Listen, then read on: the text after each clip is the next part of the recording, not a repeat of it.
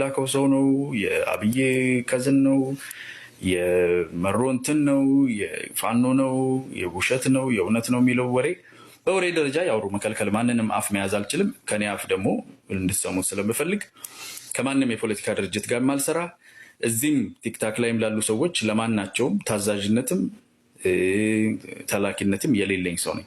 የራሴን ነገር ነው የማደርገው።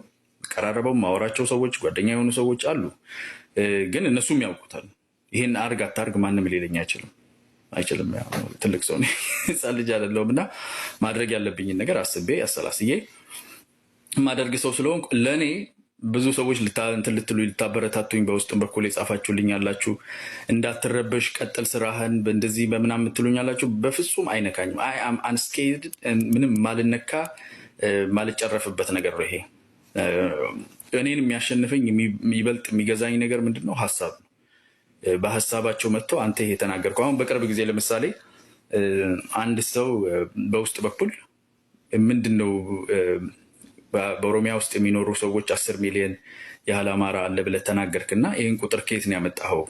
ውጣና አስተካከል፣ ያለማታውቀው ያልተቆጠረ ማረጋገጫ የሌለህ ቁጥር ነው ብሎ ቻሌንጅ አደረገኝ። እውነት ለመነጋገር ከሆነ በጣም ነው እንትን ያልኩትና ኦኬ ሶሪ ብዬ ሰውየውንም ይሄው እናንተም ፊት ወጥቼ የምናገረው ያ ቁጥር ሚዲያ ላይ ከሰማሁት ከተለያዩ ሰዎች ከሰማሁት እንጂ ሰብስታንሻሊ ራሴ ኢንፎርሜሽን ዴታ ያለኝ ስላልሆነ ማድረግ ስለሌለብኝ አስተካከላለሁ። እንደዚህ አሁን ያ ሰው ወጥቶ አንተ እንትነህ ጥንብ ብሎ ቢሰድበኝ ምንም በእውነቱ ምንም አይነካኝም።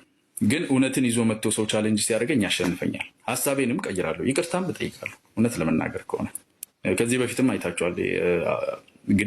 የግድብ አይደለም የባህር በር ኮንቨርሴሽን ላይ አንዳንድ ኤርትራውያን ወንድሞች ጠላት ብለህ ሪፈር አድርገሃል እና ኤርትራ ጠላት ነች ወይ የሚለው ነገር ተናግረው ይቅርታ ጠይቄያለሁ። ሰው ነኝ። ግን ከዛ ባለፈ ይሄን ብዬው አስፈራርቼው ስሙን ሰድቤ ፎቶውን ለጥፍ የሚባለው እኔ ጋር ምንም መድረሻም ስለሌለው በዛ ምንም እንዳትረበሹ። ዶንጌት ዲስካሬጅድ። እኔ ዲስካሬጅድ መሆን ሰው አይደለሁም በእንደዚህ አይነት ነገር። እኔ በሀሳብ መሸነፍ ሰው ነኝ። በሀሳብ ያሸነፉኝ ሰዎች ደግሞ በአደባባይ ወጥቼ ይሄ እውነቱን ነው እሱ ነው ትክክል አስተካክያለሁ ከዚህ በኋላ አልልም ማለት እችላለሁ። ምንም አይረብሽኝም። ቢኮዝ አዋቂ ነኝ ቻይ ነኝ ብዬ የመጣው ሰው አይደለሁም። ሀሳብ አለኝ። ሀሳቤ ትክክል ከሆነ አብረን እናደርገው። ስሁት ከሆነ ከተሳሳትኩ ደግሞ አርሙኝ። በቃ አብረን እንሰራለን። ምንድን ነው ሺህ ዓመት አይኖርም እኮ አይደል? ግን ሀሳብ ይዤ እውነት የማውቀው ነገር እያለ እያየው ምንም እውቀት ምንም አስተሳሰባቸው ንጽህና የሌለው ሰዎች በስድብ በማጥላላት በቆሻሻ ንግግር በተለያየ ነገር ሚዲያው ተወሮ እያየሁኝ ዝም ብዬ መቀመጥ የማያስነኝ ቦታ ላይ ስለደረስኩ ነው የወጣሁት እንጂ በዛ ደረጃ ሰው የሚቆም ነገር አይደለም። ዛሬ የምንነጋገረው ሀሳብ ፈንዳሜንታል የሆኑ በህገ መንግስት ደረጃ ያለውን ፖለቲካችንን በህገ መንግስቱ ደረጃ ምንድን ነው ያለው ነገር ነው። እኛ እንደ ህዝብ እንደ ፖለቲከኛ የራሳቸው ንግግር አሉ። ይሄ ህገ መንግስቱ እንዲህ ነው እንደዛ ነው ይቀደድ ይጣል፣ የወያኔ ህገ መንግስት ነው የእንትን ህገ መንግስት ብዙ ነገር እንሰማለን። ግን ህገ መንግስቱ ራሱ አለ አይደል? እጃች በጣም ትልቅ ዶኪመንት። ብዙ ሰው ህገ መንግስት ሲባል ላይክ ትልቅ መጽሐፍ የሚመስለው ሰው አለ። ህገ መንግስቱ መጽሐፍ አይደለም። ህገ መንግስቱ በጣም አጭር ዶኪመንት ነው። ሁላችሁም ልታነቡት የምትችሉ አክሰስብል የሆነ 106 አንቀጽ ያለው ነው እና ያንን ህገ መንግስት ሙሉን አንበትንም፣ ግን ያለውን ፖለቲካችንን ህገ መንግስቱ አንጻር እናየዋለን። ምንድን ነው ወደስ ጎኝ ገባችሁ? እኔ እንደተረዳሁት ከዛ በኋላ ላይ ደግሞ 30 ደቂቃ ፈቅጄ የተወሰኑ ሰዎችን አስወጣና ወደ ላይ ጥያቄ እንዲጠይቁ በተናገርኩት ነገር ላይ ይሄ ትክክል ነው አይደለም፣ ወይም ደግሞ ይሄ ጥያቄ አለኝ ምን ማለትህ ነው፣ እውነት ነው ወይ፣ ይሄ እንዴት ሊሆን ይችላል የሚለውን ነገር ሰብስታንስ ያለው ነገር እንድንነጋገር ነው እዚህ ያለሁትና እሱን እናደርጋለን።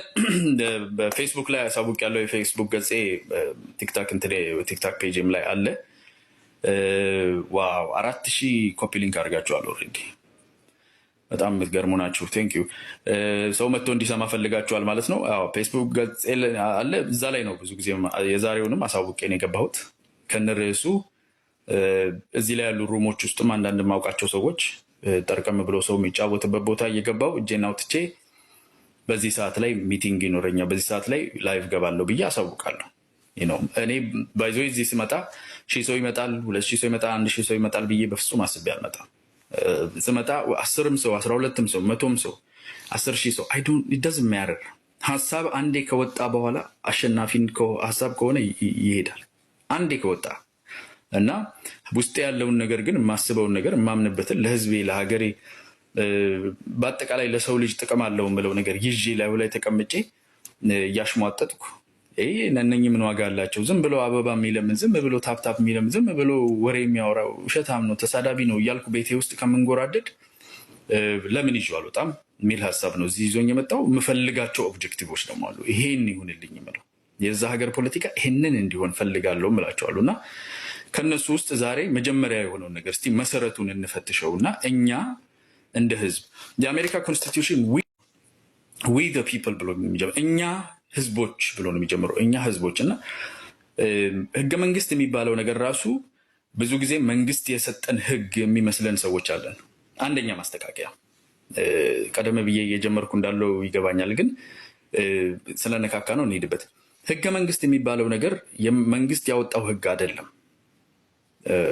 አስተውለን ካየነው ህገ መንግስት ማንኛውም ህገ መንግስት ህዝብ መንግስትን የሚያቋቁምበት ከመንግስት ጋር ኮንትራት የሚፈርምበት ውል ነው እና እኛ ህዝቦቹ የኢትዮጵያ ህዝቦች ከመንግስታችን ጋር ኮንትራት የፈረምንበት መንግስታችንን ያቋቋምንበት ውል ነው እንጂ መንግስት አውጥቶ እንድንተዳደርበት የሰጠን ህግ አይደለም።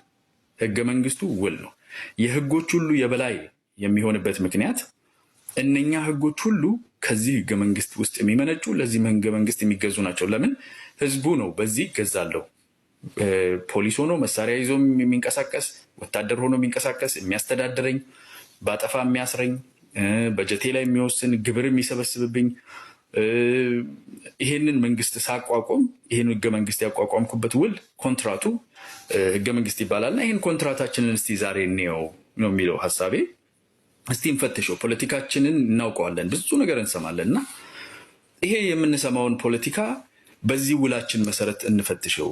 የኢትዮጵያ ህዝብ ከመንግስት ጋር የገባበት መንግስትን ያቆመበት ይሄ ውል ያለንን ፖለቲካ እንዴት ያየዋል? ያሉን ፖለቲካዎች እኔ ትልቁ ከፖለቲካ ጋር ቀደምም አንድን ፖለቲካ ድርጅት ውስጥ አልገባም፣ ፎር ዘ ፎርሲብል ፊውቸር አልገባም ብዬ የምናገርበት ምክንያት በድፍረት አንድ ጊዜ ቅርብ ጊዜ አንድ የምወደው በብዙ ነገር ለእኔ በባህሪውም በእውቀቱም አስተማሪ ብዬ የማስበው ሰው አንዳንድ ነገሮች ላይ እስቲ አማክርሃለሁ ስለው የነገረኝ ነገር ትፈልጋለህ ወይ ፖለቲካ ውስጥ መግባት፣ በድርጅት ውስጥ ገብተህ ፖለቲካ ውስጥ ገብተህ መስራት ትፈልጋለህ ወይ ብሎ የጠየቀኝ ጥያቄ ላይ መልሴ ይሄ ነበር። መጀመሪያ ፖለቲካ ይሁን፣ እኔ ሳልገባ ምኑ እኔ ማንም ስለሆንኩ ሳይሆን ለመግባት ፍላጎቱም እንዲኖረኝ መጀመሪያ ፖለቲካ ይሁን። ቢኮዝ አሁን ያለበት ነገር የህዝቡ አንደርስታንዲንግ ፖለቲካው ራሱ እየተሰራ ያለበት መንገድ የመጠፋፋት የመገዳደል የበለው የጉልበት የምናምን ነው እና ከዛ መውጣት እንችላለን ወይ ነው መጀመሪያ። ከዛ መውጣት እንድንችል እንደ ህዝብ እኔ እዚህ ያላችሁ ኢቨን ምናልባት የመንግስት ሰዎች ልትኖሩ ትችላላችሁ። የካፋው ኦኤፍሲ የሚባለው ወይ የኦላ ወይም የፋኖ ወይም የቲፒኤልኤፍ የማንኛውም የክልል አስተዳደር የማንኛውም ነገር አካል የሆናችሁ ሰዎች ልትኖሩ ትችላላችሁ የፖለቲካ ድርጅት ውስጥ። እናንተንም እንደ ህዝብ ነው የማናገራችሁ ካላችሁ፣ ቢኮዝ ይሄ ስለ ህዝብ ነው የምንነጋገረው። እንደ ህዝብ እኛ ህዝቦቹ የዚህ ሀገር ህዝቦች ኮንትራት አለን። የኢትዮጵያ ህዝቦች ኮንትራት አላቸው። ይሄ ኮንትራት ህገ መንግስት የሚባለው ኮንትራት መንግስታችንን የመሰረትንበት ኮንትራት አሁን ካለንበት የፖለቲካ ጥያቄዎች አንጻር እንዴት ይታያል፣ እንዴት ሊታይ ይገባዋል የሚለውን የምንነጋገረው። ቀደም ብዬ ስለገባው ነው ቀስ እያልኩኝ ወደ ሀሳቡ ወደ ዋናው ጉዳይ ላለመግባት ጊዜ እያባከንኩ ያለሁት። ቢኮዝ እገባለሁ ብዬ ከተናገርኩበት ሰዓት 30 ደቂቃ ቀድሜ ነው የገባሁት። ቅድም የተናገርኳቸውን ነገሮች ፖለቲካል ናን አፊሊዬሽኔን በዚህ መንደር ውስጥ ያለው እንትናን ሰደበች፣ እንትና ምላሷን አወጣችባት፣ አልጋ አይገርምሽም ወይ ምናምን የሚባሉ እንደማይነካኝ፣ እንደሌለሁበት፣ እንደማይመለከተኝ ማንም ሰው ደግሞ ሂድና እንትናን አድርግ እንደዚህ ሂድና የሚለውን የማንም ተላኪም ተላላኪም እንዳልሆንኩ፣ ሰውን ሁሉ እንደማከብር፣ በጣም መወዳቸው ጓደኞች እንዳሉኝ ግን ማናቸውም በእኔ ላይ ኮማንድ ማውጣት የሚችሉ እንዳልሆኑ ይህንን እንድታውቁልኝ ስለምፈልግ ነው። ቢኮዝ ብዙ ሰው እንዲያደረግ ወይም ደግሞ አንድን ሰው ለማጥቃት እንትን አልታ